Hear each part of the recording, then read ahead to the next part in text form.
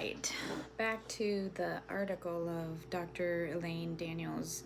Why are some people highly sensitive and others are not?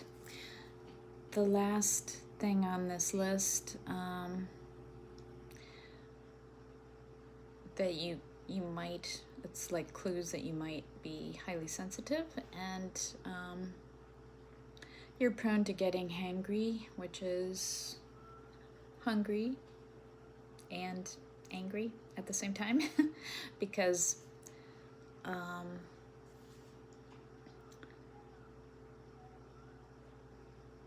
think the neighbors are out, which means I'm gonna have to put my things in. I don't like listening to them. Let's see. I do get hangry on occasion because, especially if I'm out and about and I'm doing other stuff. So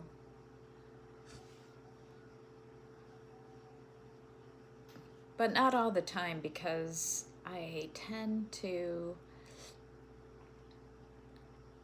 I think it's because of the autism part. I don't notice that I'm hungry a lot of the time, and then until it's really too late, and then I have to scramble to find something to eat or decide what to eat.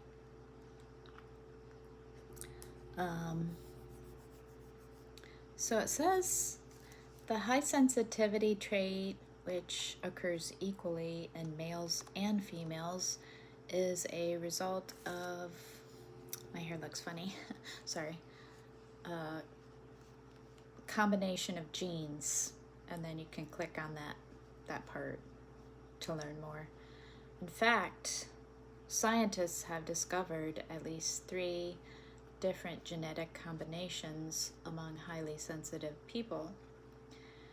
The gene variants include different configurations of the following neurotransmitters: the serotonin transporter, dopamine, and I don't know how to pronounce that, norepinephrine, I can't say it, norepinephrine. Let's look at these in more detail. So, serotonin transporter and highly sensitive people. Serotonin transporter is a chemical that transports serotonin out of the brain. HSPs have a variant of this gene, officially called 5-HTTLPR, and you can click on it to learn more about that. So this gene variant increases sensitivity to surroundings and is associated with learning from experience. The presence of the gene enhances the effects of both good and adverse childhood experiences. This may explain why childhood experiences, positive and adverse, impacts well-being so much for a highly sensitive adult. For better or worse, HSP's childhood experiences affect them more than does the childhood of a person without the trait. So I remember, because I was bullied when I was in school, and we moved around a lot. So because I was quiet and shy, I would get bullied a lot, and it just made me even more quiet and shy and afraid of people. I didn't really come out of my shell until I started working as a teenager, because I had to work in retail, and you're forced to talk to people.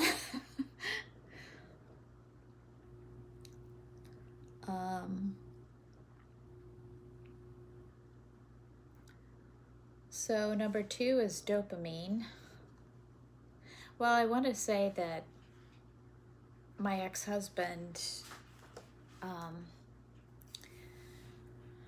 he could be sweet, or he could be kind of a jerk. But he would say, "Don't you think you should be over that by now?" I would be telling him something about how somebody hurt me from my childhood, and I still carry those feelings because it was traumatic. So number 2 is dopamine. I have to check the time to make sure I don't go over on this one. This neurotransmitter is known as the reward chemical. I have to take a drink. If you have a sensitive nervous system, you don't need much to feel rewarded by external stimuli. So, chaotic, noisy, loud environments exhaust rather than excite you. Let's just say you don't exactly get the same kind of dopamine hit that your non-highly sensitive friends get at a rock concert or other loud venue. The same dopamine variant is also relevant in understanding why HSPs feel more rewarded by positive social or emotional cues. So,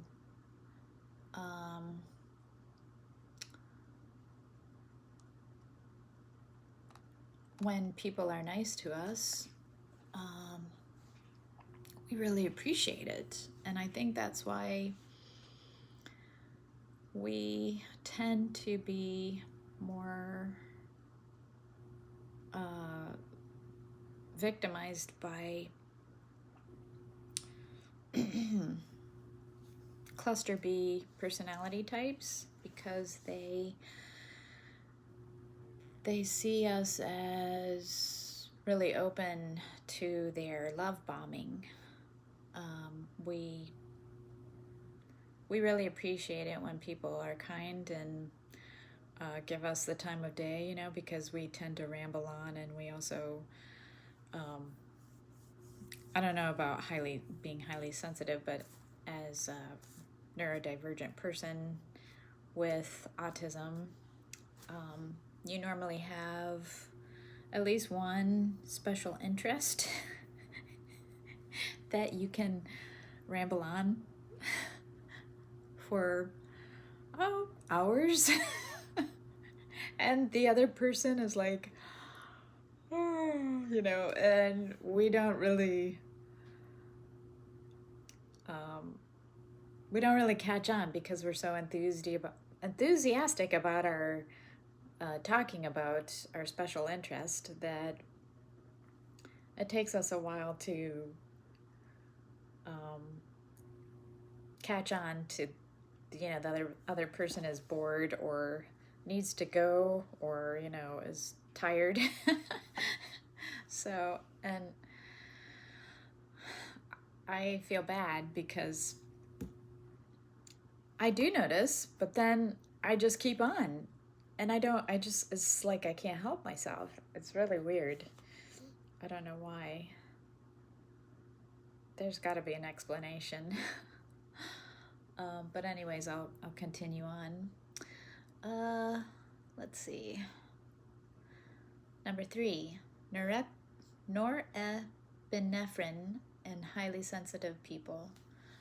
Norepinephrine helps the body with the stress response. I made another video, so I've been talking a lot more than I usually do, so my voice isn't, used to talking this much, because I live alone and I don't talk that much to most people, or I mean, I don't talk much on the phone or whatever. So there's one variant common in HSPs that boosts emotional vividness. If you have it, you tend to experience emotional aspects of the world intensely. You may also have more going on in parts of the brain that create internal emotional responses to experiences. Most HSPs respond more strongly to emotions than do non-HSPs. In addition, they often notice emotional nuances where other people don't pick up on anything. If you are highly sensitive, this gene variant may be at least partly responsible, and it directly drives the level of empathy and awareness you have for other people's feelings. And then she goes on to say that there's an evolutionary benefit. So if 15 to 20% of a population has something in common, such as high sensitivity, it is not considered a disorder. The rate is a lot of people in total, but still uncommon enough that HSPs often report feeling weird or different. So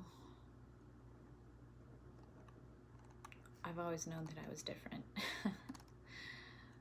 because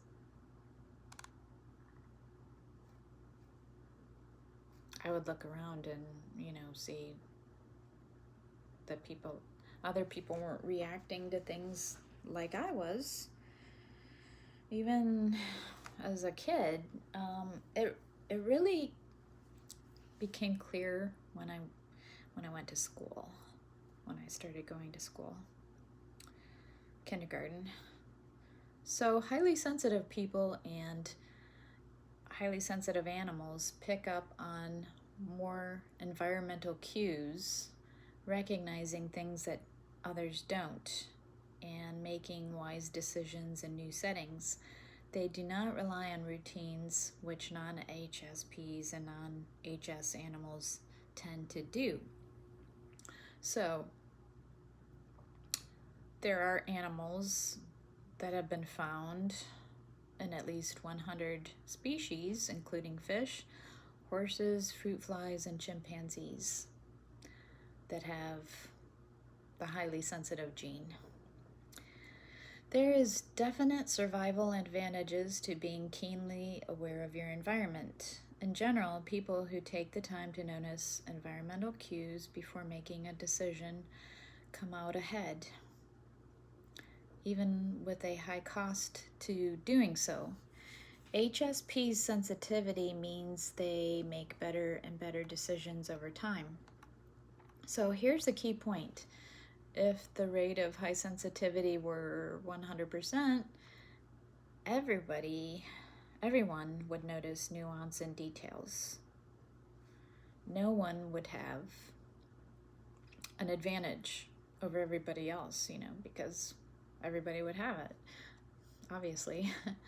That could explain why HSPs are about 15 to 20% of the population rather than 90 or 95 of 100%. Gotta take a drink. So, no more wondering why no one else thinks things through the way HSPs do. HSPs are able to see things others don't see and feel emotions that others don't feel. That in and of itself creates value.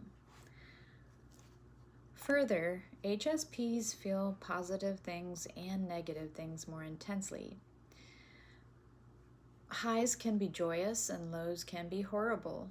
for the survival of our species, only a subset with those features could exist.